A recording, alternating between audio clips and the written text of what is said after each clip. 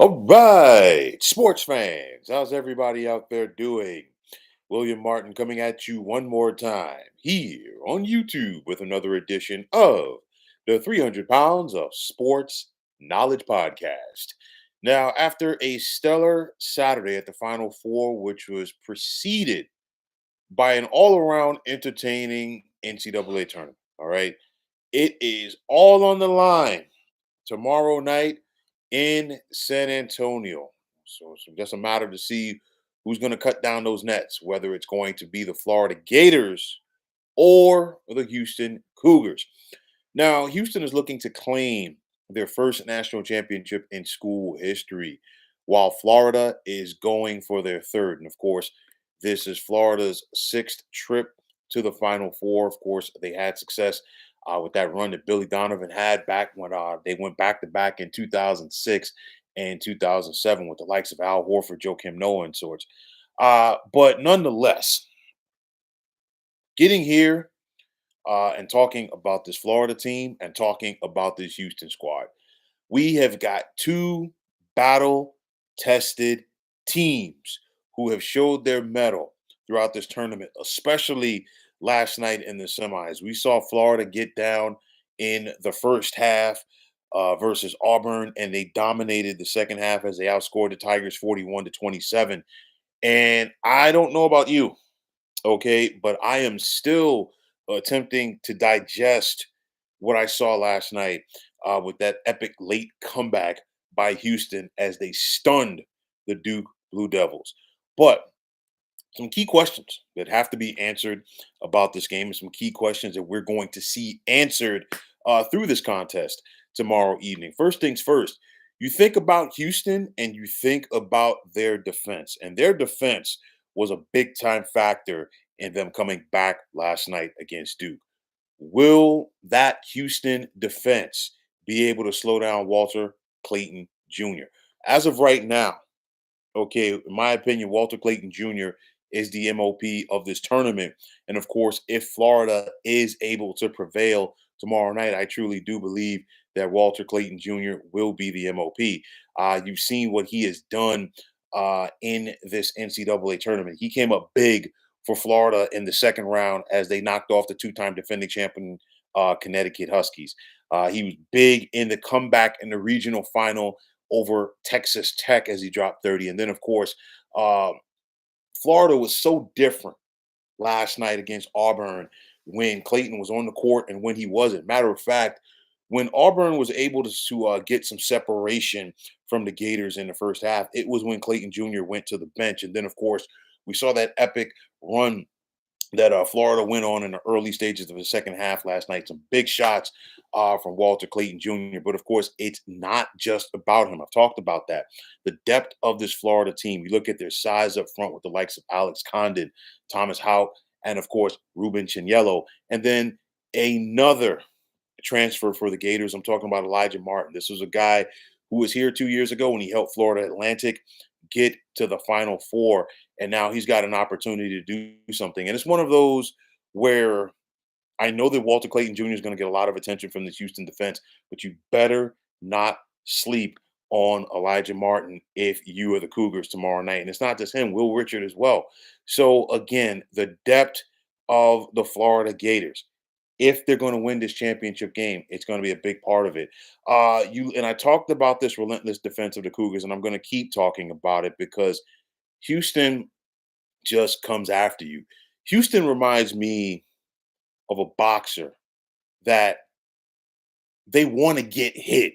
Okay, you got some boxers that don't want to get hit; they want to punch. Houston wants to punch you, yeah, but they don't mind getting hit as well. And you look at how they get after you defensively. Like I said, it's relentless. They get enough scoring from the likes of L.J. Cryer, Emmanuel Sharp, and Milos Uzan, and then Jawan Roberts on that front court for the Cougars. You've got Joseph Tugler. This guy just flies around the rim, okay, at both ends of the court, especially defensively, and he changes things. For me, I'm looking at a lot of dynamics in this game. First things first, how will the referees call it? Because if the referees keep the whistle in the pocket, this is going to be a very interesting game because Florida is not a finesse team. Florida can get physical with you too, and Florida's got some size in their front court. So I really want to see if the referees are going to allow the bigs to bang tomorrow night. That's going to be interesting. You look at it, I say if this game is in the 60s, advantage Houston. If this game gets into the 70s, advantage Florida. Both of these teams, they have their tempos, but like I said before, Florida is not afraid to mix it up defensively. And it's one of those where we saw Florida's defense wear down Auburn because over that second half of the second half last night, the Tigers ran out of gas. And I talked about that coming into that game. I said, hey, they've got multiple 7-footers where they can throw at a Janai Broom, and we saw them wear him down. Florida's got a lot of size. Okay. And when you have multiple 7-footers, guys that could do different things, it gives a team a different dynamic, and it also gives an opponent a different dynamic to work on or work against, rather, because typically you really don't see that in the college game. So that's a factor right there. I talk about Houston's guards. Florida's guards are as fast as the Cougar guards. So I think this is going to be a tremendous game. I know that Florida, as of right now, is a 1.5 point favorite. And I'll tell you like this: we had 4 number 1 seeds reach the Final Four, just the second time in history. But I feel like Florida and Houston were the 2 number 1 seeds that, for whatever reason, were overlooked. I don't know why. Okay, we're talking about a Houston team that only lost 1 conference game this year. The Big 12 was a legit conference. Okay, it was just a lot of talk about the SEC. I get it, but you cannot sleep on the depth of the Big 12. 1 point loss to Texas Tech. That was Houston's only conference loss. They haven't lost since February 1st. You look at the Gators, they went 14-4 in the SEC.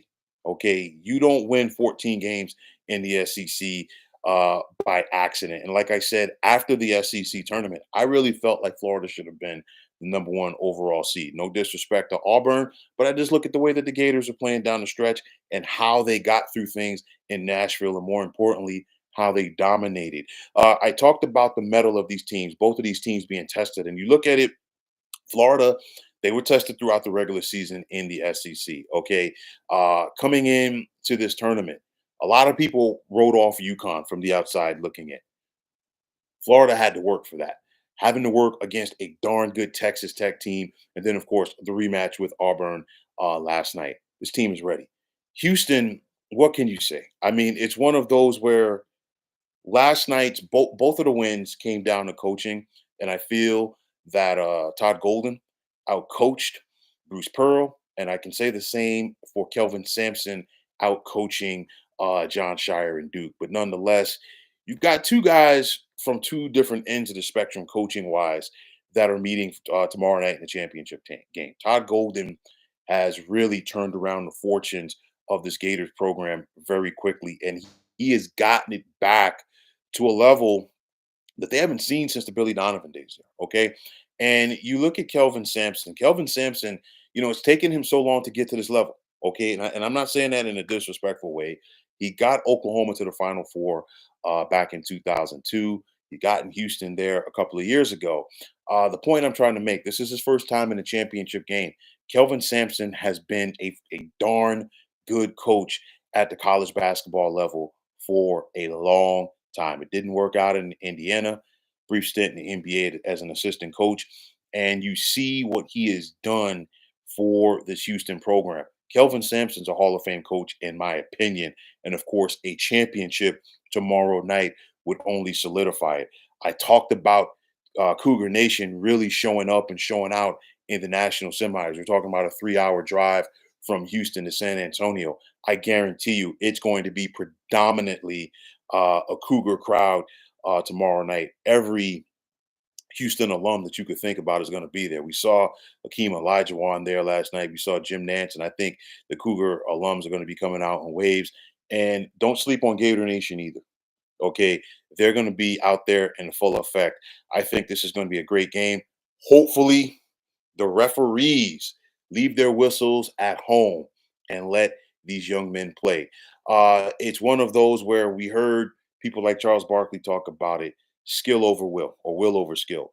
Houston had the will and Duke had the skill, and they won last night. Well, Houston's got the will advantage again, in my opinion, but the Gators are no picnic. The Gators got a lot of talent. This is also a hungry Gator team, and they've got something to prove. Like I said before, tempo is going to be important in this game. Nobody's going to run out of gas in this one. There is too much on the line. All right. But I think tempo is going to be key. If the Gators can get their tempo going, advantage Florida.